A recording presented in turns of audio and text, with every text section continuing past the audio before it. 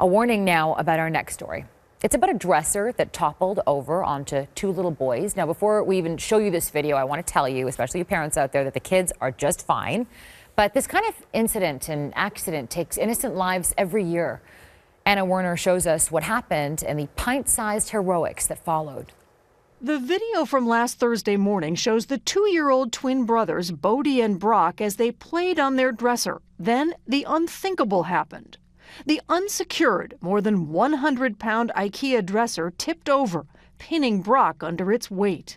After nearly 2 long, at times painful to watch minutes, 2-year-old Bodie figured out how to nudge the dresser off his brother. My heart sank. I didn't know what to do. I felt like the worst mom. Bodie and Brock's mother, Kaylee Schoaf, says the boys escaped injury and she recently secured the dresser to the wall. It's just not the first thing that you think about to do with a dresser or safety as far as children. It's just something you keep putting off, and then it never gets done. This latest incident involving an Ikea product comes after the retailer recalled at least 29 million dressers and chests at risk of tipping over in June of 2016, after the deaths of at least 3 children since 2014. In a statement, Ikea told CBS News the best way to prevent the tip-over of chests of drawers is to anchor products to the wall. Ikea has included restraints with our chests of drawers for decades, and wall attachment is an integral part of the assembly instructions. The dresser that tipped over on the toddlers, which Kaylee Schoaf told us is the 8-drawer Hemnies, was not on the Ikea recall. But on the website and in the booklet that comes with the dresser, the company clearly tells consumers that dresser must be secured to the wall using the anchors provided with it. Anna Werner, CBS News, New York.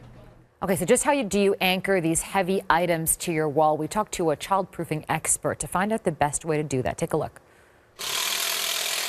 What parents don't realize is every dresser is an issue. And the logic behind it is you take a dresser and you go, hey, this is pretty stable. This is not going to pull. If my child pulls it, they're all good and everything's fine.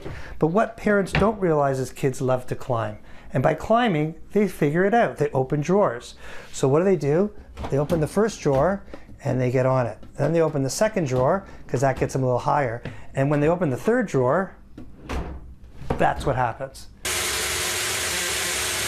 There is only one avoidance, which is really tethering them to the wall, whether it's with straps.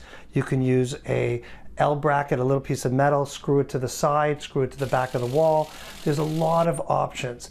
Not tethering or not connected to the wall in some way is not an option.